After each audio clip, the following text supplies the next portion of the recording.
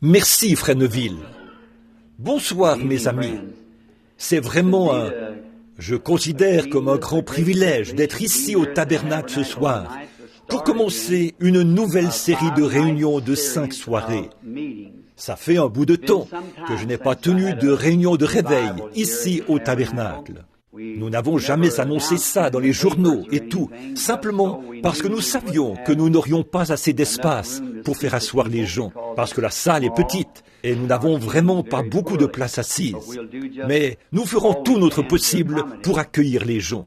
On voulait obtenir le gymnase de l'école secondaire ici, avant de l'annoncer. Mais là, c'est la période des classes maintenant, et c'est plutôt difficile de l'obtenir. Et je partirai bientôt, je pense, pour accomplir mon œuvre missionnaire et tout, à l'étranger. J'ai simplement voulu qu'on se rassemble tous pour avoir un peu de communion fraternelle avant d'y aller de nouveau. Vous savez, nous nous réunissons régulièrement, mais un jour, nous nous réunirons pour la dernière fois. Nous voulons donc rester le plus près possible du Seigneur et de sa parole, alors que nous voyons sa parole se dévoiler jour après jour, jour après jour. Je me suis dit que ce serait bien d'avoir ici une petite série de réunions au cours de laquelle on prierait pour les malades. Une chose m'a été annoncée il y a quelque temps par une vision que le Seigneur m'a donnée, il y a 1 an, je pense, ou peut-être un peu plus. J'ai cela à la maison. C'est noté dans un calepin, un changement de ministère. Et beaucoup d'entre vous qui êtes assis ici, je ne dirai pas beaucoup, mais souvenez-vous, au début, quand nous avons construit ce tabernacle, vous vous souvenez de la vision qui est venue le matin, où nous avons posé la pierre angulaire ici, où il a dit « Ceci n'est pas ton tabernacle », mais il m'a placé sous les cieux et a dit « Il m'a parlé de différentes choses qui arriveraient ». Si vous le savez, si vous regardez bien, c'est arrivé exactement comme cela avait été dit, voyez, et il en a toujours été ainsi. Ainsi donc, je me repose avec assurance sur ce qu'il dit. C'est Dieu, et c'est forcément vrai. Et il y a quelque temps, j'étais dans une vision, et j'ai vu une grande tente. Oh, elle était immense, gigantesque. Je venais juste de finir de prêcher, et beaucoup d'âmes étaient à l'autel, à pleurer en quelque sorte, tout doucement, silencieusement, les mains levées. Un homme sympathique, à la voix douce et posée, est monté sur l'estrade et a dit « Il faut former la ligne de prière maintenant, tandis que Frère Branham se prépare. » Je me tenais par là, et naturellement, la ligne de prière était à ma gauche. Et j'ai vu une foule de gens qui faisaient la queue sur une distance d'environ un pâté de maison ou plus. Il y avait un petit abri, un abri en bois, à l'intérieur de cette tente. Et il y avait une femme qui se tenait là, un homme, celui qui prenait les noms. Et les gens entraient appuyés sur des béquilles, couchés sur des civières, et ils ressortaient de l'autre côté en marchant. Eh bien, je me demandais ce qui se passait là-dedans. Et cet ange du Seigneur, dont vous voyez la photo ici, il m'a quitté, est allé au-dessus de ce petit abri et est resté là. Puis, il est descendu. Et une voix a parlé et a dit « Je te rencontrerai là-bas ». Eh bien, maintenant, j'attends ce moment-là. J'étais en congé depuis quelque temps pour me reposer à cause du surmenage. Je suis de retour. Et ici, le week-end dernier, 3 soirs de suite, nous avons en quelque sorte abordé des petits points de doctrine de cette Église. C'est-à-dire samedi soir, dimanche matin et dimanche soir dernier, avant cette série de réunions. C'était en quelque sorte pour secouer l'Église et la préparer, afin de pouvoir aller de l'avant avec cette série de réunions qui commence maintenant. Et immédiatement après ceci, dimanche soir sera ma soirée d'adieu au tabernacle. Pour autant que je sache, je serai absent pendant un certain temps. Et maintenant, j'espère et je mets ma confiance en Dieu pour que dans le courant de cette semaine, je puisse utiliser cette petite salle ici comme salle de prière pour y faire entrer les malades, les affligés et voir s'il va me rencontrer pour une fois de plus commencer ce nouveau ministère au tabernacle. J'aimerais vraiment voir cela s'accomplir. Je ne sais pas ce que c'est, mes amis. Je n'ai aucune idée de ce que ce sera. Mais à lui qui écoute maintenant, je crois qu'en ce jour, ce sera quelque chose de plus pour aider ces pauvres enfants qui sont malades et qui souffrent. Je lui promets d'être fidèle et loyal. et d'essayer d'être plus loyal que je l'ai été avec les autres dons qu'il m'a donnés. Et si ça s'accomplit, ça sera tout aussi réel que les autres. Bon, les autres dons n'ont rien perdu de leur efficacité, voyez. Mais à présent, j'attends que quelque chose de nouveau se produise, et j'espère que ce sera ici. Eh bien, je me suis dit que je parlerai peut-être ce soir pour voir comment je me sens. Et une autre chose que je voulais faire, quand on y entrerait pour la première fois, c'est que je voulais voir si je pouvais faire venir ma femme là-dedans, pour qu'elle soit avec moi quand ça descendra pour la première fois, afin de voir si ça se passera ainsi. Sinon, quand on fera passer les femmes, il faudra les faire passer 2 à 2. On fera entrer 2 femmes à la fois. Bon, je ne dis pas que ça va fonctionner dans un sens ou dans l'autre. C'est simplement pour que vous le sachiez, parce qu'il avait déjà été annoncé qu'on attendait qu'il se produise quelque chose de nouveau, et nous y sommes. Mais là, je ne dis pas qu'il m'a dit que ça se produira. Dans la vision, j'ai vu que c'était dans une tente, mais évidemment, ça pourrait se produire n'importe où, n'importe quand. Nous attendons donc cela. Eh bien, nous allons essayer de vous laisser sortir de bonne heure. Le service de chant prendra une demi-heure. Puis le service de prédication, l'appel à l'autel et tout prendra environ 1 heure, ce qui fera en tout 1h30, de sorte que ceux qui sont debout n'aient pas mal aux jambes. Et nous reviendrons demain soir. Bon, juste avant d'ouvrir cette bonne vieille parole bénie, soyez assurés que nous ne dirons jamais rien en dehors de ce qui s'y trouve, parce que c'est elle qui est le fondement. Et avant de le faire, courbons simplement la tête un instant pour un mot de prière.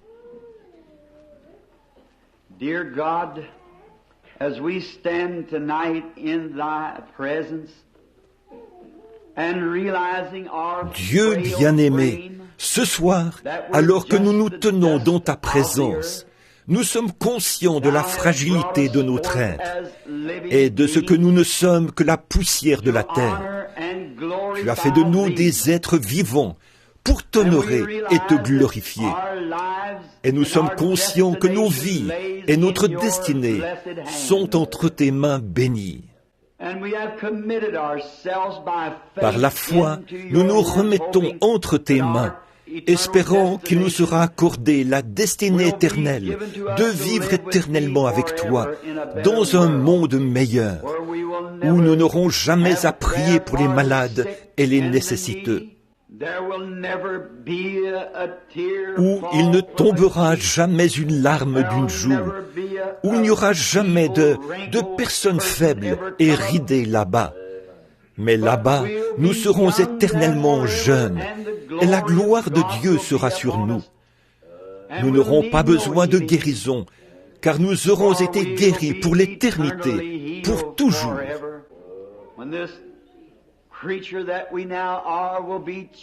Quand cette créature que nous sommes maintenant sera changée et transformée en un corps semblable à son corps glorieux, alors nous le verrons tel qu'il est.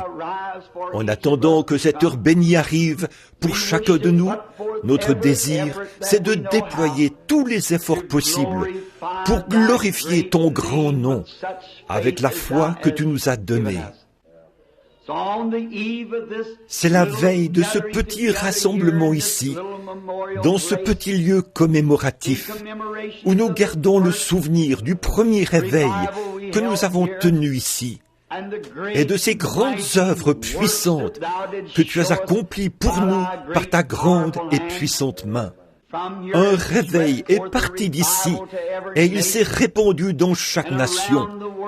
Et ce soir, partout dans le monde, des feux de réveil brûlent sur les collines. Des hommes et des femmes guérissent de leurs maladies et de leurs infirmités. Et ils s'avancent pour connaître le Dieu vivant et vrai. Ô Seigneur Dieu, répands sur nous ce soir une abondante mesure de ton esprit, Seigneur. Et si cela t'est agréable, Seigneur, si c'est dans ton plan divin, nous te demandons, ô Dieu, de bien vouloir commencer à manifester ce nouveau don dans ce bâtiment, afin que ceux qui sont restés ici, loin du champ de mission, et qui ont été les soldats de la prière, puissent voir la grande main de Jéhovah agir pour la première fois dans cette nouvelle phase. Accorde le Seigneur, et qu'ils aient part aux fruits. Nous demandons très humblement que cela soit accordé ici, puisque nous savons que ça s'accomplira quelque part, car nous avons le sentiment que c'est dans ton grand plan de le faire.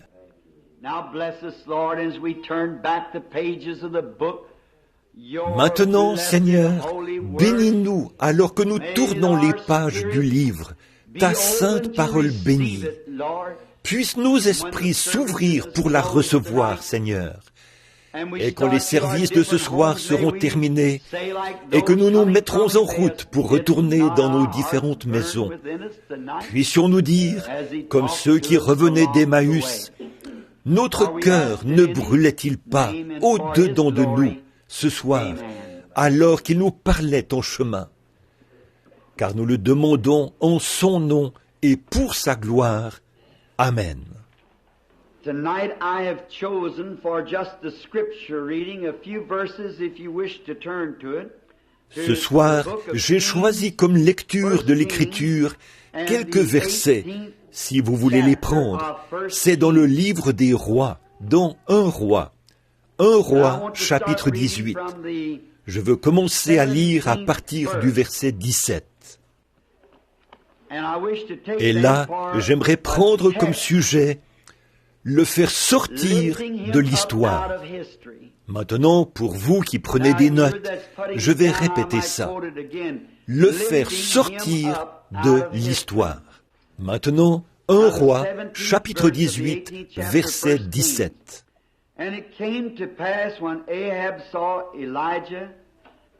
À peine Akab aperçut-il Élie, qu'il lui dit, « Est-ce toi qui jettes le trouble en Israël ?»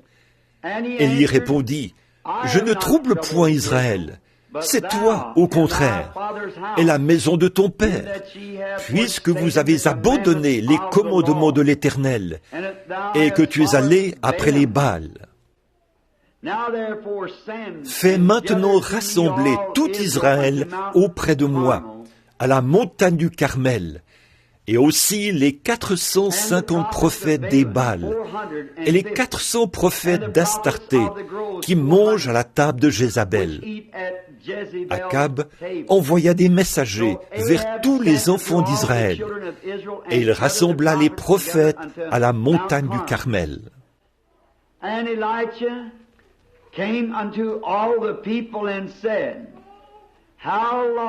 Alors Élie s'approcha de tout le peuple et dit, « Jusqu'à quand clocherez-vous des deux côtés?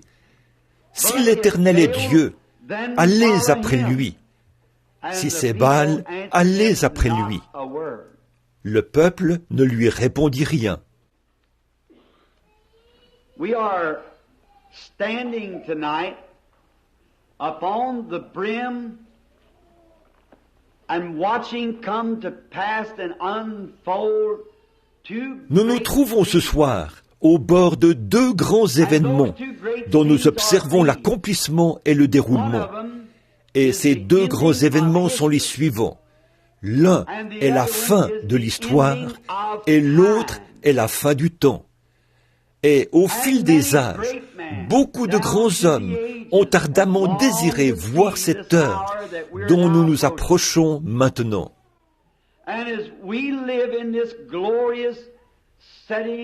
Et comme nous vivons au milieu de ce glorieux coucher du soleil mortel et à l'aube de la lumière éternelle, j'estime que nous vivons effectivement dans l'un des âges les plus glorieux qui ait jamais été donné à l'homme de vivre, parce que le temps arrive à sa fin et que l'éternité est en train d'y succéder.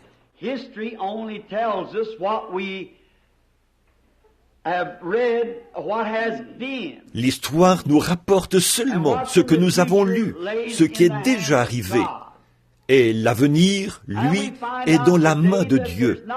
Et aujourd'hui, nous voyons qu'on n'écrit pas beaucoup au sujet des faits historiques, parce que je ne pense pas qu'on s'en servira.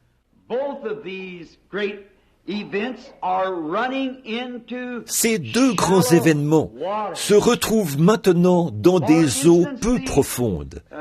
Par exemple, la façon dont nous gérons la crise nationale. La sécurité nationale se retrouve maintenant dans des eaux peu profondes. Je voyage à travers le monde et il semble que notre pays n'est pas un cas isolé. Mais aucun pays ne sait vraiment quoi faire. On dirait que la confusion règne partout.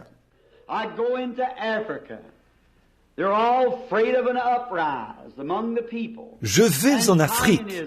Là-bas, on redoute des soulèvements au sein de la population et le communisme se répand dans le pays. Je vais en Suisse, c'est pareil. Et dans tous les autres pays que j'ai visités, il semble que la paix est instable partout. Or, vous savez que notre Seigneur a prédit qu'un tel temps viendrait, qu'il y aurait de l'agitation chez les nations, un temps où on ne saurait que faire, de l'angoisse chez les nations.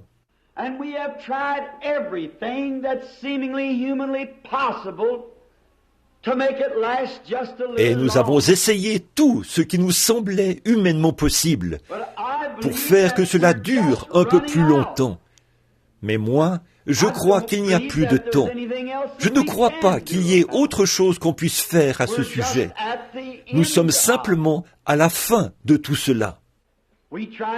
Pendant un moment, on a essayé d'avoir des rois.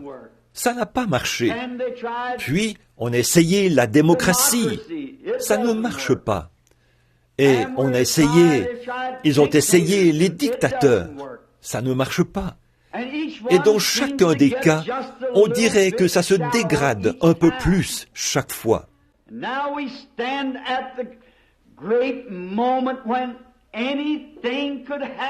Nous sommes maintenant à un moment crucial où tout peut arriver. Dans 5 minutes, tout pourrait se terminer. Tous les pays pourraient être réduits en poussière.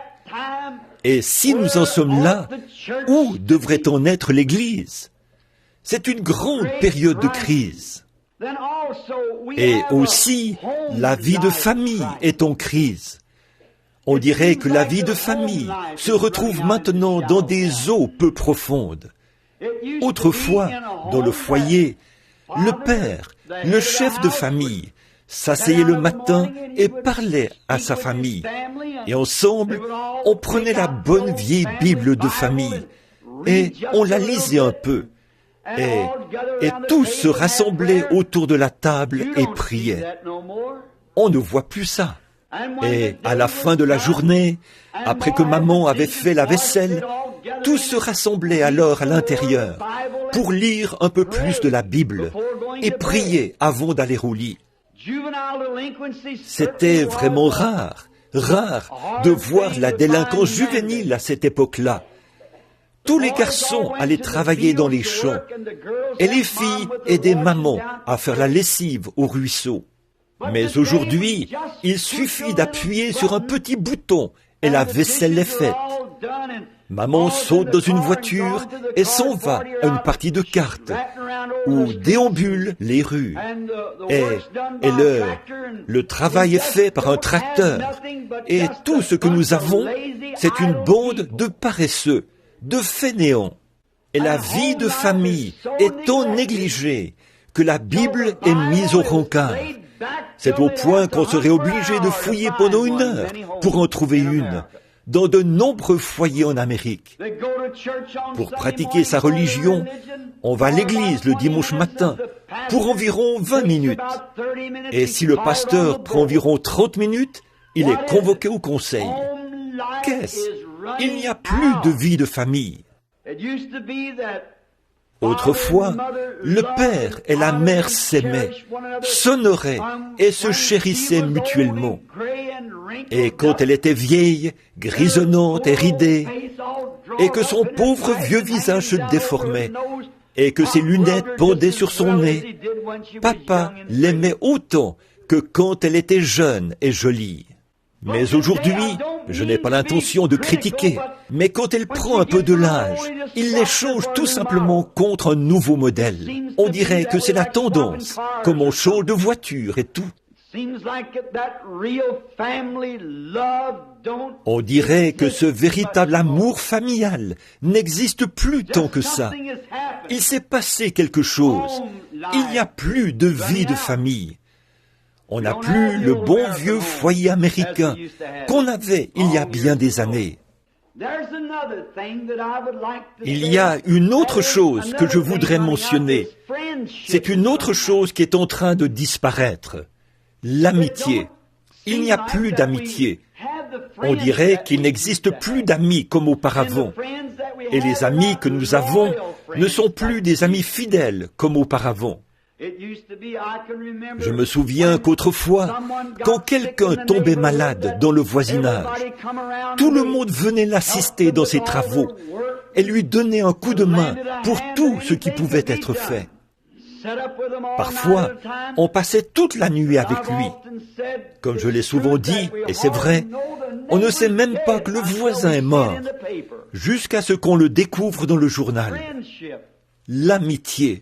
Papa a une clé de la maison, maman a la sienne. Ils sortent tous deux pour revenir au milieu de la nuit. Les enfants ne savent pas où ils sont. Les plus petits sont avec la babysitter. Et c'est comme ça que les gens mènent leur vie. Savez-vous que la Bible a prédit toutes ces choses? Donc, qu'est-ce que c'est alors? C'est que nous sommes dans une position où nous voyons ces choses arriver au bout. Prenons la vie de l'Église. C'est là que tout a commencé. Il n'y a plus de vie d'Église. Aujourd'hui, les gens prennent l'Église presque comme une idole, comme un mât totémique. On s'assoit à l'Église pendant 5 minutes et on dit « J'ai pratiqué ma religion ». On donne sa petite contribution, ou que sais-je encore, pour payer le pasteur. Si ça ne suffit pas, on organise un petit souper pour compléter le tout et donner au pasteur. Et s'il n'est pas satisfait, il s'en va ou on lui donnera un meilleur salaire. On dirait que ce n'est plus par un appel divin qu'on devient pasteur. On dirait que ça tend à devenir un simple gagne-pain pour le pasteur. Que là où on lui offre le plus d'argent, c'est là qu'il va. Ça ne devrait pas être comme ça. Il faudrait qu'un homme soit appelé de Dieu pour une communauté. Et s'il faut qu'il reste là, comme Élie au sommet de la montagne, près du torrent de Kérit, et attendre que les corbeaux le nourrissent, il devrait y rester jusqu'à ce que sa mission divine se termine. Peu importe qu'il gagne un sou ou pas, l'appel de Dieu devrait passer en premier. Mais on dirait que c'est devenu l'appel pour de l'argent, ou pour un poste plus important, quelque chose comme ça, ou pour devenir une personne plus populaire, faire partie d'une plus grande église, ou quelque chose comme ça. Et l'Église, à son tour, a jeté l'éponge. Tout ça arrive au bout. Regardez-la suivre son cours. Bon, je n'ai pas encore 50 ans. Je me souviens que quand j'allais à l'église baptiste et dans des églises méthodistes, ils avaient des réveils à l'ancienne mode. Là, ils poussaient des cris et louaient le Seigneur, marchaient de long large dans les allées et amenaient les pécheurs à s'avancer à l'autel. On ne voit plus ça nulle part. Autrefois, on avait des réunions de prière à l'ancienne mode lors des réveils. Et s'il y avait un pécheur dans le quartier, garçon ou fille, ces vieilles mamans et ces vieux papas priaient si fort que leur prière provoquait une prise de conscience chez ces jeunes. Et ils s'avançaient à l'autel. Et là, ils venaient à Christ. Mais on ne voit plus ça. On dirait que c'est dans des eaux peu profondes. Il me semble que les choses ne devraient pas du tout être comme ça. Et autrefois, la plupart des églises, il y a bien des années, quand on faisait des réunions de réveil dans une église, toutes les autres églises collaboraient. Elles participaient, apportaient leur assistance, y envoyaient leurs membres. Et on fermait les églises pour aller à ces réunions de réveil. On ne voit plus ça.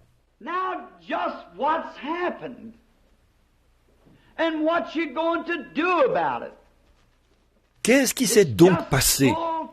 Et qu'est-ce que vous allez faire à ce sujet? Cela ne fait qu'accomplir la parole du Dieu vivant.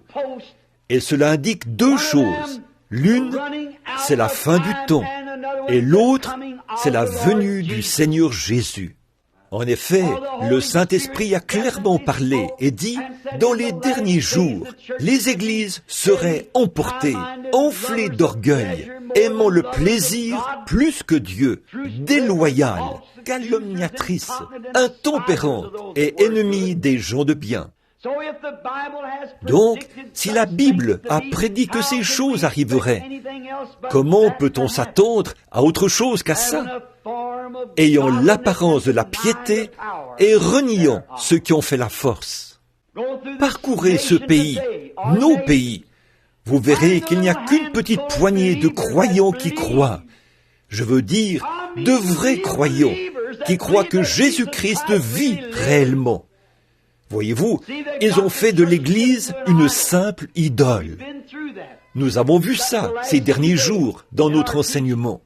On montre du doigt l'Église catholique et ses idoles, le fait qu'ils s'inclinent devant elle quand ils passent devant l'Église. Les protestants sont tout aussi mauvais, tout à fait. Ils y vont de temps à autre. Peut-être que certains d'entre eux y vont juste une fois par an, à Pâques. Il n'y a pas longtemps, j'ai entendu un ministre de cette ville faire remarquer cela.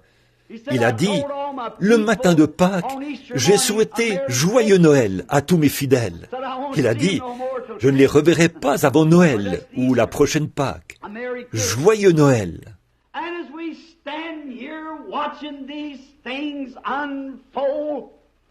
Alors que nous sommes là, à voir ces choses se dérouler, tous mortels autant que nous sommes, nous savons que quelque chose doit arriver.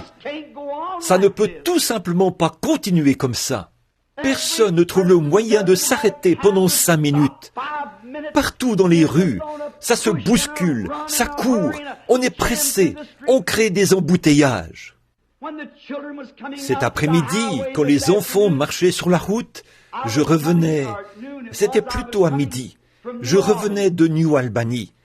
Et voilà une dame qui est arrivée là, à la hauteur de ses enfants, à environ, dans une zone limitée à 30 km à l'heure, à environ 100 ou 110 km à l'heure.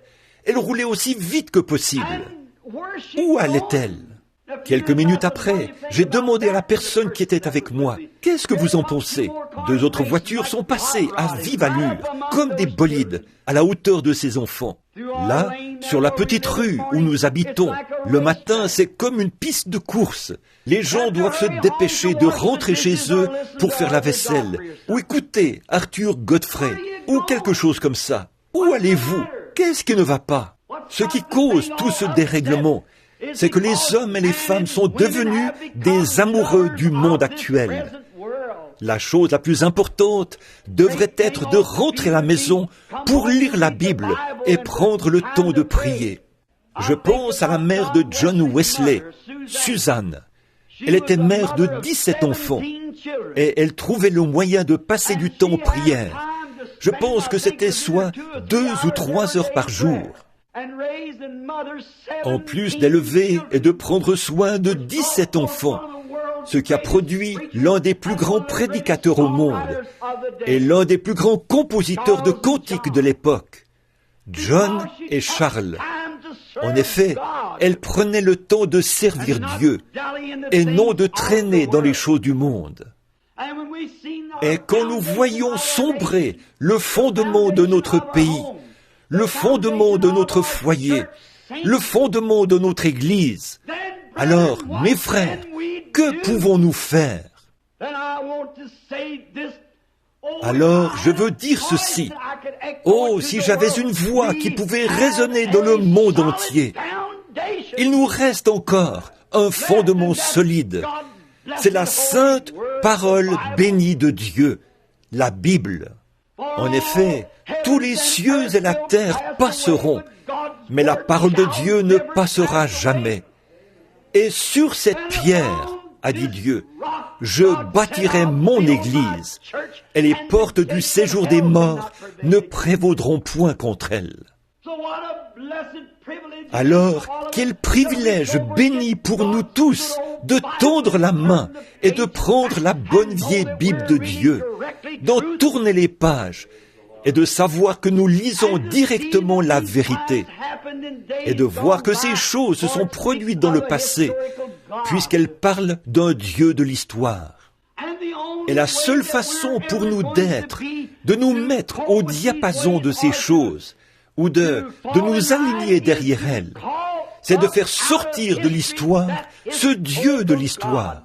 En effet, dans tous les âges, que ce soit lors de la destruction antédiluvienne, avant la venue du Christ et au cours de différents événements, il ne faillit jamais quand on l'invoque.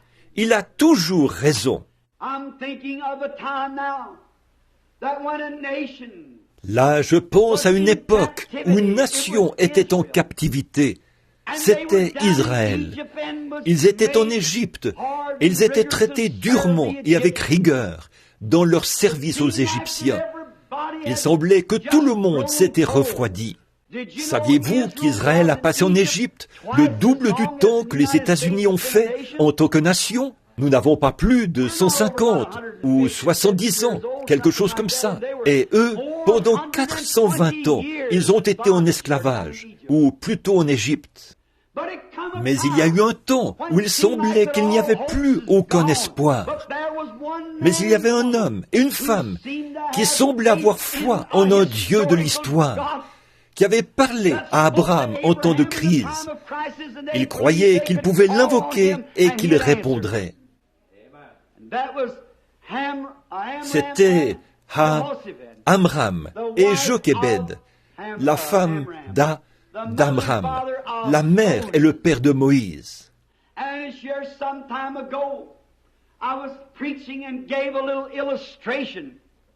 Et comme je prêchais ici il y a quelque temps, j'ai un peu illustré comment Amram rentrait chez lui le soir et il disait « Jochebed, je suis très fatigué ». Il avait sur le dos les marques fraîches des coups de fouet du chef de corvée.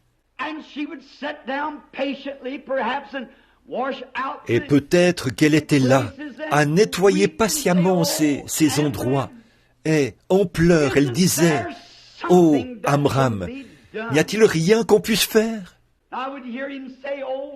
Je peux l'entendre dire « Oh, chérie, si tu avais été avec moi aujourd'hui, tu les aurais vus battre les jeunes garçons qui essayaient de tirer les charges.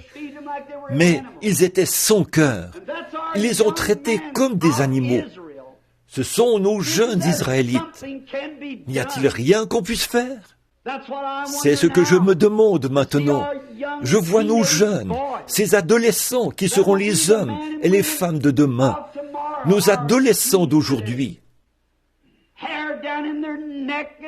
Les cheveux jusqu'au cou et le pantalon porté sous les hanches, un pistolet accroché sur le côté, une cigarette au coin de la bouche. Qu'est-ce que cela va devenir ? C'est encore l'esclavage sous le diable. N'y a-t-il rien qu'on puisse faire ? Et Amram, peut-être, l'un des rares habitants du pays, montait les marches d'un petit escalier, peu importe sa fatigue. Là, chaque soir, il invoquait le Dieu d'Abraham. Ce Dieu qui, comme il l'avait appris, était venu à Abraham, était venu à Job, était venu à Isaac, était venu à Jacob, aux heures de la détresse. Et certainement, s'il avait été Dieu en leur jour, il serait Dieu en ce jour-là.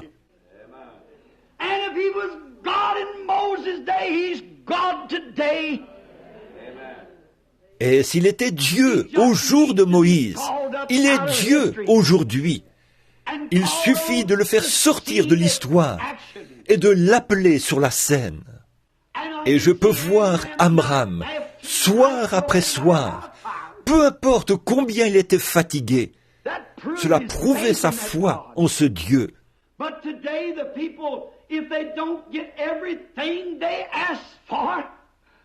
Mais aujourd'hui, si les gens n'obtiennent pas tout ce qu'ils demandent la première fois qu'ils prient, ils se disent qu'il est mort. Ce qu'il nous faut aujourd'hui, c'est des hommes et des femmes nobles d'esprit, des hommes et des femmes qui sont déterminés à tenir ferme, jusqu'à ce qu'ils voient un Dieu qui vit vraiment passer à l'action, des gens qui ne renonceront pas. Ils sont bien décidés à s'en tenir à cela. S'ils sont malades et que le médecin leur a dit qu'ils ne peuvent pas se rétablir, il y a cependant quelque chose en eux qui leur dit qu'ils vont se rétablir. Tenez ferme, quoi qu'il arrive. Avez-vous adhéré aux églises du monde dénominationnel après que vous avez épuisé toutes vos forces? Allez d'un lieu à l'autre sans jamais trouver de soulagement?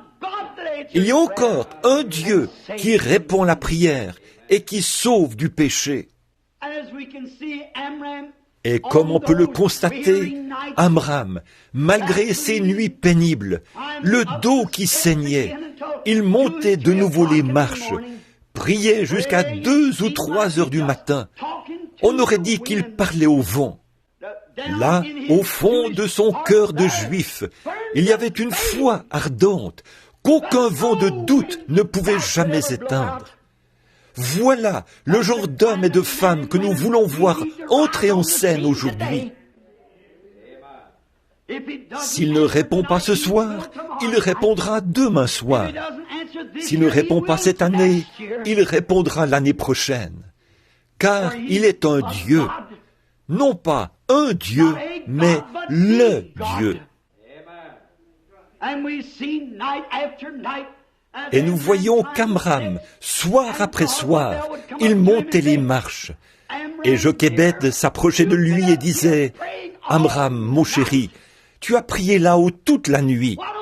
Pourquoi ne demandes-tu pas à certains des jeunes hommes où tu travailles de prier un peu? Eh bien, chéri, et s'ils ne le font pas, il faut que quelqu'un le fasse. Il faut que quelqu'un prie jusqu'à exaucement. » Voilà le sentiment qui devrait animer chaque chrétien ce soir. Ne pas attendre quelqu'un d'autre, mais prendre les devants nous-mêmes jusqu'à exaucement. Si nous croyons que la Bible contient de l'histoire, c'est aussi un livre prophétique qui nous dit que ce même Dieu se lèvera dans les derniers jours. Et il est temps qu'il entre en scène. Voilà ce qu'Amram savait, que Moïse avait prophétisé, ou non pas Moïse, excusez-moi, Abraham avait reçu une promesse de la part de ce Dieu de l'histoire, qui n'avait répondu à aucune prière depuis 400 ans, d'après ce que l'histoire nous rapporte. Mais il avait promis qu'il les ferait sortir. Et on dirait que notre Dieu reste bien silencieux depuis longtemps, mais l'heure est venue où il va entrer en scène.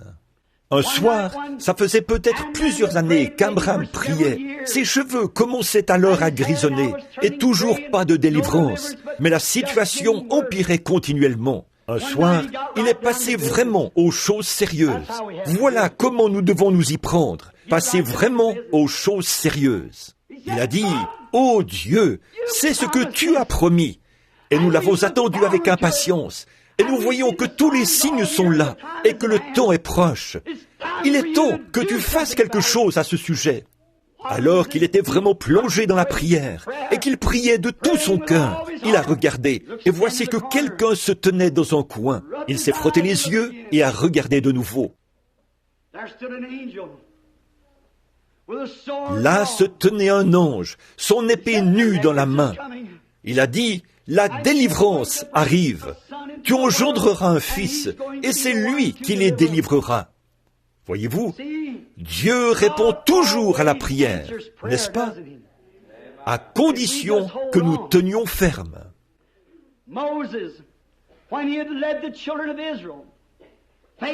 Moïse, après avoir conduit fidèlement les enfants d'Israël dans le désert, il est arrivé à la mer Rouge. D'un côté, les montagnes, de l'autre, le désert. Par là, l'armée de Pharaon. Et devant eux, la mer Rouge. Ils étaient pris au piège dans une petite bande de terre.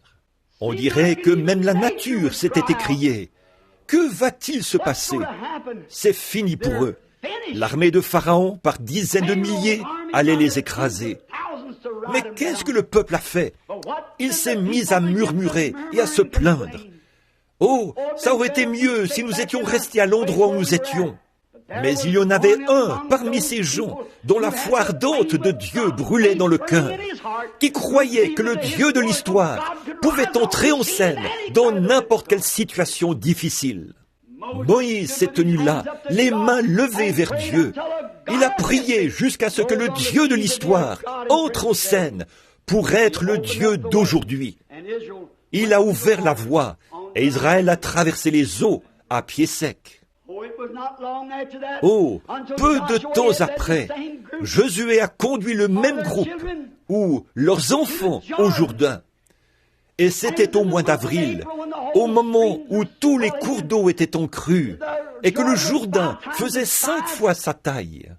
On dirait que tout bon chef militaire aurait choisi un autre moment pour les conduire là-bas. Et c'est précisément à ce moment-là, quand il n'y avait aucune possibilité de le traverser. Mais Josué s'est souvenu qu'il y avait un Dieu de l'histoire qui, 40 ans auparavant, avait ouvert la mer Rouge. Et il a invoqué ce Dieu. Ce Dieu est descendu avec une grande puissance et est devenu le Dieu de la crise de l'heure. Il a ouvert le Jourdain et les a fait traverser.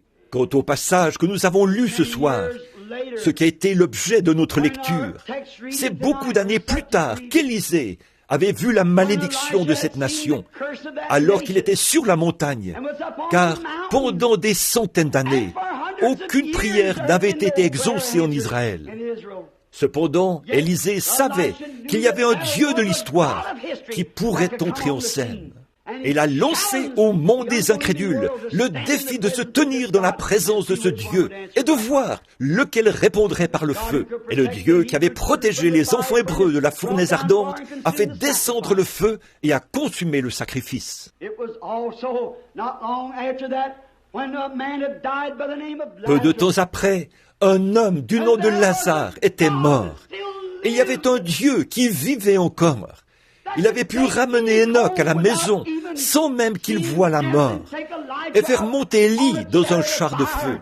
On l'avait appelé sur la scène à l'heure sombre de la mort et il avait agi exactement comme il le ferait à tout moment. Pourtant, il était un Dieu de l'histoire, mais on l'a sorti de l'histoire pour la crise de l'heure. C'était près de la porte de Jéricho où un aveugle était assis au bord de la route et il criait. Il n'y avait plus aucun espoir. Aucun médecin ne pouvait l'aider. Il avait dépensé tout son argent. Il ne lui restait plus qu'à rester assis là et à rêver quelques jours, jusqu'à ce que la mort lui soit un doux soulagement. Et un jour, le long de la route, est descendu un Dieu de l'histoire qui est entré en scène pour une crise de l'heure. Dieu a ouvert les yeux de cet aveugle. C'est dans la maison de Jairus que les médecins avaient échoué. Ils avaient renvoyé la petite fille à là pour y mourir. Et la mort y était entrée et y avait fait ses ravages. Elle avait pris l'unique enfant de ce foyer, la petite fille de 12 ans, et on l'avait allongée sur le divan. Alors que ce jeune prédicateur au cœur brisé avait dû abandonner sa dénomination et tous ses amis, mais il s'est souvenu qu'il y avait un Dieu de l'histoire qui pouvait ressusciter les morts. Et il est allé à sa recherche. Cherchez et vous trouverez. Frappez et l'on vous ouvrira. Demandez et l'on vous donnera. Il est toujours le même Dieu.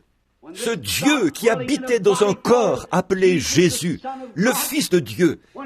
Quand on l'a appelé sur la scène et qu'on l'a fait sortir de l'histoire, le Dieu qui avait ressuscité les morts dans l'Ancien Testament, qui avait ramené à la vie un petit enfant mort par un prophète. Ce Dieu ne peut pas mourir. Il est Dieu pour l'éternité. Cet enfant était couché, allongé sur le lit. Et le jeune Jairus, qui savait que l'enfant de la Sunamite lui avait été rendu, il a dit, « Ce Dieu de l'histoire, si jamais on pouvait l'appeler à entrer en action, il est le même Dieu aujourd'hui. » Et à force d'y songer, il avait entendu parler d'un homme qui prétendait avoir la puissance. C'était Jésus de Nazareth, celui qu'ils haïssaient tous. Mais il l'a appelé sur la scène, car c'était lui le plus proche représentant de Dieu, d'un Dieu, du Dieu vivant, qu'il avait pu trouver ce jour-là. Et quand on l'a appelé sur la scène et qu'on a invoqué ce Dieu de l'histoire, il a agi de la même manière qu'il l'avait fait quand il avait parlé à Élie au sujet de cet enfant mort. Laissez-moi vous dire encore aujourd'hui, mon frère, ma sœur, en ce temps de crise, alors que le cancer ronge le monde et qu'il y a toutes sortes de maladies, ce même Dieu de l'histoire qui purifiait les lépreux, guérissait les malades et ressuscitait les morts, est le même Dieu aujourd'hui. Il attend impatiemment que son peuple l'appelle à entrer en scène. Celui qui a pardonné à une prostituée d'avoir commis adultère 7 fois par jour. Celui qui a purifié le plus vil des pécheurs et l'a rendu blanc comme un lys. Ce même Dieu de l'histoire vit aujourd'hui pour purifier tout cœur noirci par le péché et l'incrédulité. Un jour, il y avait un homme dont le fils était atteint d'épilepsie. Il l'a emmené à l'église, et les disciples ont dansé et ont crié à tue-tête autour de lui pendant un moment, et ils n'ont rien pu faire. Mais il y avait un Dieu de l'histoire qui vivait encore. Il était bien décidé à le trouver. Quand il l'a vu descendre de la montagne, il a couru vers lui et a dit, « Seigneur, aie pitié de moi. Un démon s'est emparé de mon enfant. Il devient tout raide et tombe dans le feu. » Jésus a dit, « Je le peux, si tu crois. » Si tu crois quoi? Si tu crois que le Dieu de l'histoire vit encore aujourd'hui. On l'a appelé sur la scène et l'épilepsie a quitté cet enfant. Ce même Dieu vit aujourd'hui, alors que les églises ont failli, alors que la politique a failli, alors que tout le reste a failli. L'homme a failli et tout a failli. Dieu ne peut pas faillir. Il est le Dieu de cette vieille Bible à la couverture noire. Sa promesse est tout aussi vraie que jamais. Et il est temps que son peuple l'invoque, le sorte de l'histoire. Car il est écrit, Jésus-Christ est le même, hier, aujourd'hui et éternellement. Il est un Dieu de l'histoire, et il est un Dieu du temps présent. Et dans les derniers jours, a-t-il dit, je répandrai de mon esprit sur toute chair, et des signes et des prodiges accompagneront ceux qui auront cru. Car en mon nom, ils chasseront les démons, ils parleront de nouvelles langues. S'ils saisissent des serpents ou boivent quelques breuvages mortels, cela ne leur fera point de mal. Et s'ils imposent les mains aux malades, les malades seront guéris. C'est un Dieu de l'histoire qui a fait la promesse. Et aujourd'hui, nous sommes le peuple de son pâturage. Nous sommes les brebis de son troupeau. Et il attend que nous prenions position et que nous l'appelions à entrer en action. Appelez-le sur la scène. Voyez-le commencer à agir. Voyez-le faire ce qui est suprême. Voyez-le faire ce qui va étonner les hommes, qui se gratteront la tête, car ils ne comprennent pas. Il est un Dieu de l'histoire et un Dieu d'aujourd'hui. Il attend qu'on le sorte de l'histoire. Ne le considérons pas. À quoi nous sert un Dieu de l'histoire s'il est seulement un Dieu de l'histoire? À quoi aurait servi un Dieu de l'histoire à Amram et Jochébed? À quoi aurait servi un Dieu de l'histoire à Moïse? À quoi aurait servi un Dieu de l'histoire à Lazare? À quoi aurait servi un Dieu de l'histoire? Aurait servi à l'aveugle Bartimée à la porte. Et à quoi vous servirait un Dieu de l'histoire ce soir s'il n'est pas le même aujourd'hui? Il est le même aujourd'hui. Il pardonne tous nos péchés et guérit toutes nos maladies. Le Dieu de l'histoire, si on le fait sortir de l'histoire, il brillera en ce jour de lumière. Quoi? Alors que le temps tire à sa fin, alors que la politique tire à sa fin, alors que la vie tire à sa fin, alors que tout arrive à son terme, Jésus vient à la lumière. Alors que tout est détruit, lui, il continue de briller. Le lys de la vallée, l'étoile brillante du matin. Il est le même hier, aujourd'hui et éternellement. Invoquez simplement le Dieu de l'histoire. Vous le verrez devenir le Dieu du présent, sorti de l'histoire, pour briller exactement comme il l'a fait en ce temps-là. Il agira de la même façon. Il fera la même chose. Il pardonnera de la même façon. Il guérira de la même façon. Ses compassions sont les mêmes. Sa bonne volonté est la même. Et sa puissance est la même. Il est le même. Il attend notre... Vous ne pouvez pas l'invoquer de vos lèvres seulement. Il ne vient pas quand on le serre des lèvres seulement.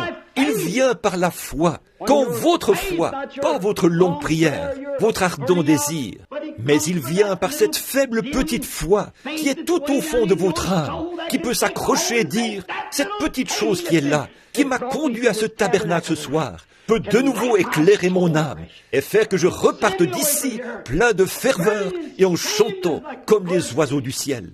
Pourquoi? Il est un Dieu de l'histoire et un Dieu d'aujourd'hui.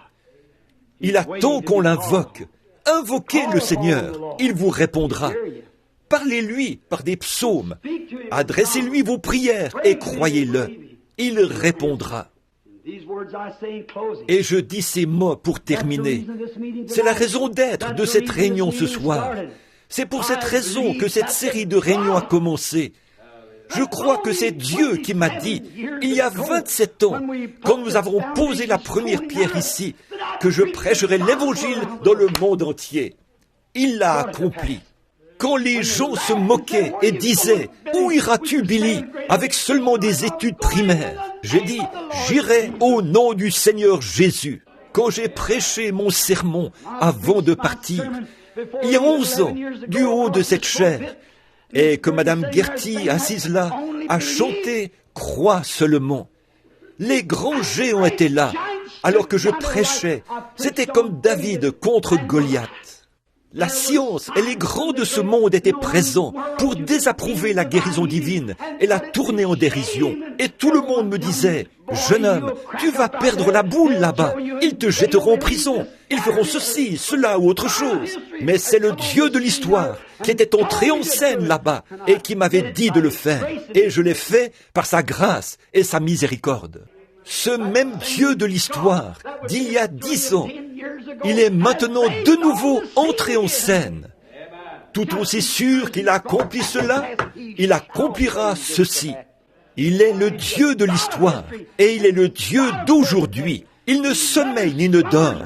Il ne peut pas mourir car il n'a ni commencement ni fin. Dans votre cas ce soir, amis pécheurs, il y a cette petite pulsation que vous ressentez dans votre cœur, qui vous dit qu'il est le même, qui vous dit qu'il peut vous libérer de tout fardeau, de tout crime et de tout péché que vous avez commis contre lui. Dans quoi pouvez-vous placer vos espoirs? Pas même dans votre propre foyer, ni dans votre femme, ni dans votre famille, votre mère ou votre père. Mes espoirs ne sont fondés sur rien d'autre que le sang de justice de Jésus. Quand tout ce qui environne mon âme s'effondre, il est toute mon espérance et mon soutien. Sur Christ, ce rocher solide, nous nous tenons. Tout autre sol est du sable mouvant. L'Église, les amis, peu importe ce que c'est, toutes ces choses tirent à leur fin. Mais lui, il vit éternellement. Et parce qu'il vit, nous vivons avec lui. Que donneriez-vous en échange? Que pourriez-vous donner? Et si Dieu vous appelait ce soir à répondre au jugement, que feriez-vous à ce sujet? Vous placez vos espoirs dans la nation, elle se disloque, comme toutes les autres. Vous placez vos espoirs dans une certaine élection à venir. Ces hommes, je n'ai rien contre eux, mais ils sont mortels et ils passeront. Vous ne pouvez placer vos espoirs dans quoi que ce soit qui puisse tenir, si ce n'est dans le Dieu de l'histoire, qui a promis qu'il se lèverait. Et un jour béni, il se peut qu'on vous emmène là-bas, et que celui qui ensevelit vous enterre. Mais celui qui ressuscite viendra un de ces jours. Celui qui ensevelit vous fera descendre, mais celui qui ressuscite vous fera monter. C'est sûr et certain, car Dieu ramènera avec lui ceux qui sont morts en Christ quand il viendra. Car maintenant, il est un Dieu de l'histoire pour beaucoup, mais il sera un Dieu d'aujourd'hui quand vous l'accepterez comme votre sauveur et qu'il sera réel dans votre cœur. Il y aura quelque chose en vous qui vous le dira. Il se peut que vous n'ayez aucune émotion. Il se peut que vous ne pleuriez pas. Il se peut que vous ne parliez pas en langue. Il se peut que vous ne couriez pas. Il se peut que vous ne poussiez pas des cris. Mais il se passera quelque chose que vous saurez, qui vous fera savoir que quelque chose s'est produit. Votre vie va cadrer avec cela, aussi longtemps que vous vivrez. Et quand la dernière heure arrivera, et que vous quitterez ce monde, vous ne craindrez aucun mal, car tu es avec moi, ta houlette et ton bâton me rassurent. Quand le médecin vous aura abandonné, qu'il sera parti, et que vos veines commenceront à se refroidir, comme M. Vauder l'autre soir, notre illustre ex-maire de la ville. Il est allé écouter M. Nixon parler, il est mort sur place. Un homme bien, en bonne santé, autant que je sache. J'étais en déplacement. Quand je suis revenu, ma femme a dit, « Billy, es-tu au courant quand elle est morte ?» L'autre jour, jeudi, ma petite fille était là, à l'école, avec une petite fille, et dimanche, on l'a enterrée. Elle avait attrapé la pneumonie. Cela a atteint son cœur ou quelque chose comme ça.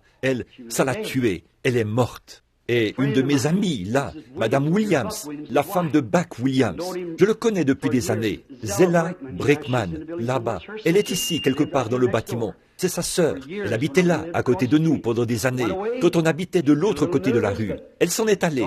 Elle était un peu nerveuse. Mais à mon retour, elle était partie. Vous voyez ce que c'est? Un de ces jours, vous allez y faire face. Et tout l'argent que vous pouvez amasser, tous les amis que vous pouvez multiplier, il n'y a pas de mal à ça. Mais toutes ces choses, reléguez-les au second plan. Croyez que ce Dieu de l'histoire est le Dieu d'aujourd'hui, qu'il est le même. Vous verrez ce qu'il fera pour vous.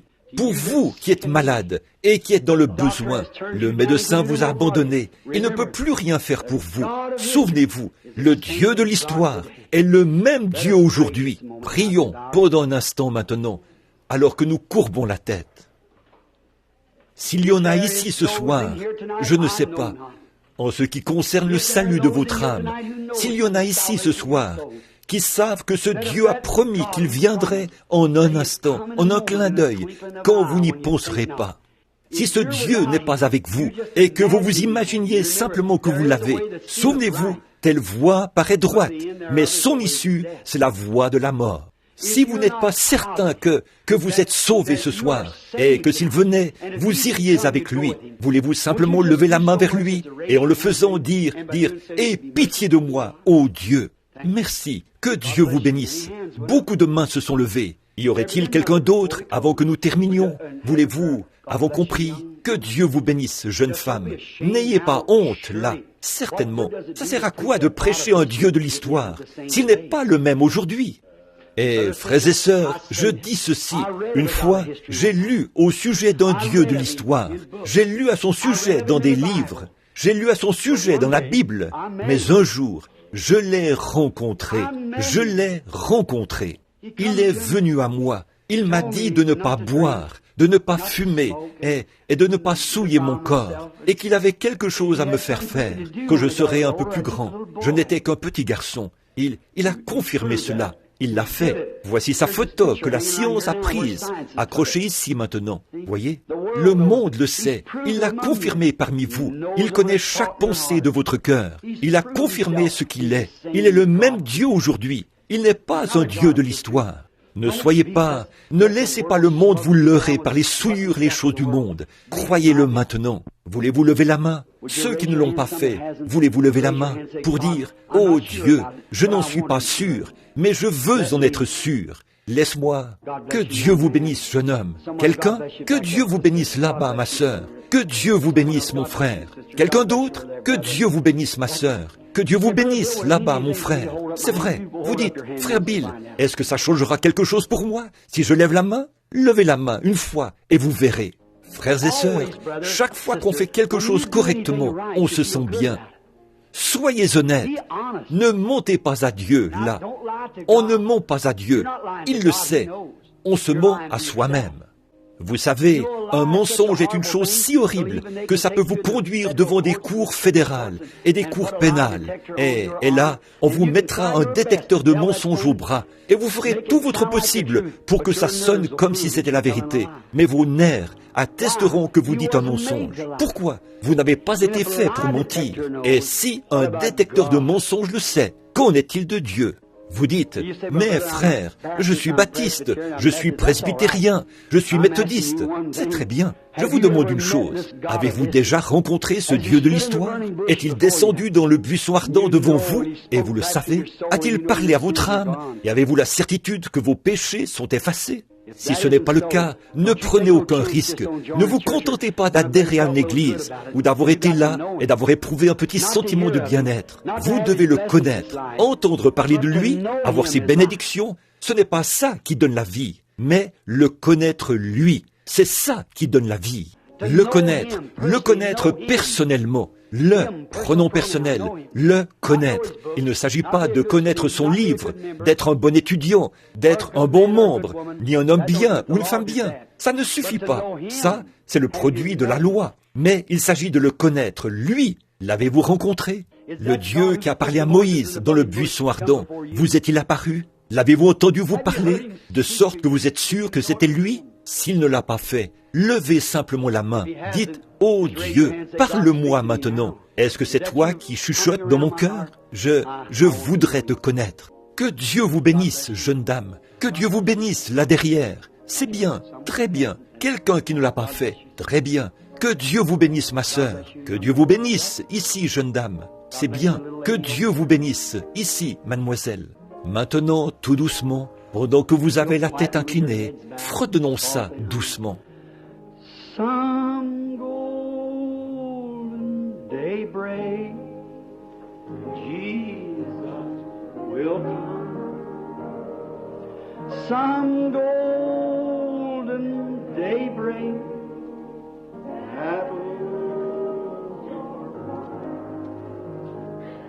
we'll shout the victory. Break through the blue, some golden daybreak for me, for you. Maintenant, vous qui avez levé la main, si vous désirez que je prie pour vous, et vous croyez que Dieu m'exaucerait, voulez-vous avancer ici à l'autel? Je vais me tenir ici et prier un peu avec vous. L'autel est ouvert. Que Dieu vous bénisse, mon frère. Très bien. Que Dieu vous bénisse, frère. Que Dieu vous bénisse, ma sœur. Levez-vous et venez. Si vous croyez que Dieu vous aidera et qu'il exaucera la prière que je ferai pour vous aider à venir à lui, à le connaître, avancez maintenant. Ne voulez-vous pas le faire? Some golden daybreak, Jesus. Qu'est-ce qui nous dit que ce ne sera pas demain matin?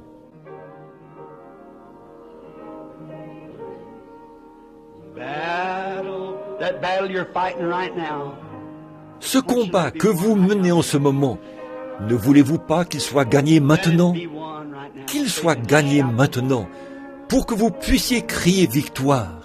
Some golden daybreak for me, for you.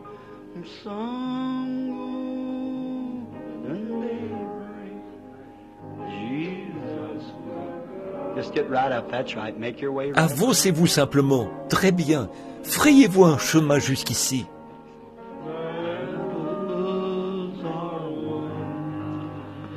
We'll shout the victory, break through the blue. Ne voulez-vous pas venir maintenant, pendant que nous attendons? Nous allons vous aider ici par la prière. La prière de la foi est une grande efficace pour nous. Ne voulez-vous pas venir? Je vous incite à venir, d'accepter le Dieu du temps présent, pas simplement un Dieu qui consiste à aller dans une église et dire « Eh bien, j'ai adhéré à l'église ». Ce Dieu-là ne fera pas l'affaire. Un Dieu méthodiste, un Dieu baptiste, un Dieu presbytérien, un Dieu pentecôtiste, ça ne fera pas l'affaire. Recevez le Dieu de cette Bible. Un Dieu pentecôtiste ira dans le monde. Un Dieu méthodiste ou un Dieu baptiste ou tout autre Dieu dénominationnel. Mais le Dieu de cette Bible vous rendra semblable à Jésus. Il le fera certainement, Son esprit habitera en vous et toute votre vie sera changée. Ce tempérament colérique, cette méchanceté, cet esprit qui ne pardonne pas, cette chose rongera votre âme perdue pour l'éternité. Je suis simplement en train de lancer un filet maintenant. C'est à vous d'y voir. Laissez-vous attraper. Le voulez-vous? Avancez-vous. Placez-vous autour de l'autel ici. Beaucoup d'entre vous ont levé la main là derrière. Vos voisins de siège vont vous laisser passer.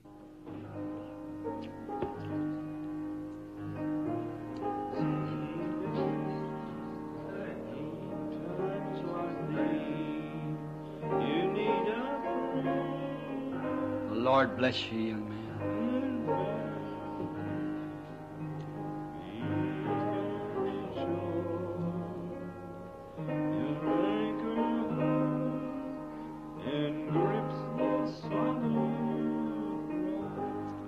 Now, while she's softly playing the music, here stands. Que le Seigneur vous bénisse, jeune homme. Maintenant, pendant qu'elle joue doucement la musique, plusieurs se tiennent ici autour de l'autel. 7 âmes sont venues se tenir autour de l'autel. Saviez-vous que 7, c'est un nombre parfait pour Dieu? C'est la perfection. Le Saint-Esprit vient de descendre sur une personne qui se tient ici, maintenant même. C'est ce que j'appelle le Saint-Esprit, mon frère. Maintenant, il est là, pour chacun de vous. Soyez simplement humble dans votre cœur. Et si c'était la dernière fois que vous ayez l'occasion de vous tenir autour d'un autel, et si c'était la toute dernière prière que vous feriez maintenant, Jésus va venir. Il se peut qu'il frappe à votre porte avant demain matin, vous savez. Vous devrez partir un jour. S'il est un Dieu de tout, il est le Dieu de l'histoire et il est le Dieu d'aujourd'hui. Il vous a parlé, vous vous êtes levé ici devant lui pour le rencontrer. Vous vous êtes avancé pour le rencontrer. Il va vous rencontrer. Il est ici maintenant. Seulement, dans votre cœur, confessez tout ce que vous avez fait qui n'est pas bien. Dites, « Ô Dieu, aie pitié de moi, je suis un pécheur, j'ai mal agi, et je confesse maintenant de tout mon cœur que j'ai tort. Je veux que tu aies pitié de moi et que tu pardonnes mes péchés. Je te servirai le reste de mes jours. Et que ce petit feu qui brûle dans mon cœur, cette petite foi qui a fait que je vienne ici à cet autel ce soir, qu'il puisse pénétrer tout au fond de mon âme, que ce feu se déclenche maintenant même et qu'il brûle ardemment en moi, de sorte que je puisse dire, oui, tu vis, Jésus, et je t'aime. Et je vais te voir rentrer en scène dans les prochaines heures pour accomplir des choses, de grandes choses. Je suis si content de m'être avancé quand tu as parlé à mon cœur. Je vais te voir débarrasser les gens des cancers, guérir les malades et les nécessiteux, les entendre revenir et témoigner de ce que Dieu aura fait pour eux. Ce Dieu de l'histoire, qui est sorti de l'histoire, c'est le même aujourd'hui, qui entre en scène. En effet, cette fois-ci, il vient pour rester. Sa seconde venue. Prions maintenant. Que chacun de vous prie avec moi. Dieu bien-aimé, j'amène ces 7 âmes devant toi maintenant. Le premier soir a produit 7 astres errants. Dans ta précieuse parole, tu as dit, « Nul ne peut venir à moi si mon Père ne l'attire premièrement. Et je ne mettrai pas dehors celui qui vient à moi, mais je lui donnerai la vie éternelle et je le ressusciterai au dernier jour. »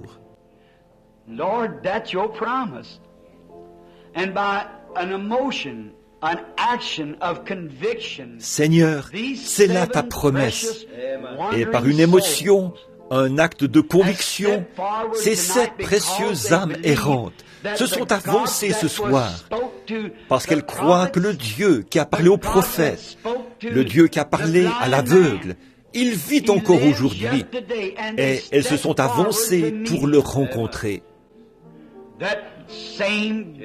Ce même Dieu qui a fait la promesse et qui a rencontré le lépreux sur son propre terrain, qui a rencontré la femme à la perte de sang au bord de la rivière, qui a fait faire demi-tour à la mort quand il l'a rencontré au sépulcre de Lazare. C'est le même Dieu ce soir. Il est ici pour rencontrer cette mort spirituelle et lui faire demi-tour. Et dire, retire tes mains de ces gens qui sont venus me confesser après que mon esprit leur a fait la cour. Je leur donnerai la vie éternelle, et personne ne peut me les ravir. Je les ressusciterai au dernier jour. Nous te remercions pour eux, Père, et nous prions qu'ils restent fidèles entre tes mains, jusqu'à ce que la mort les libère. Quand ils entreront dans les joies du Seigneur, en ce glorieux jour, quand le souper des noces aura lieu dans les cieux, quand le roi viendra et dira, te souviens-tu du 1er octobre 1958, dans ce petit tabernacle en béton? Tu t'es avancé et tu m'as reçu comme ton sauveur. Je t'avais parlé. À ce moment-là, tu étais un pécheur. Mais maintenant, je t'ai sauvé. Et maintenant, tu es à moi. Et tu as la vie éternelle.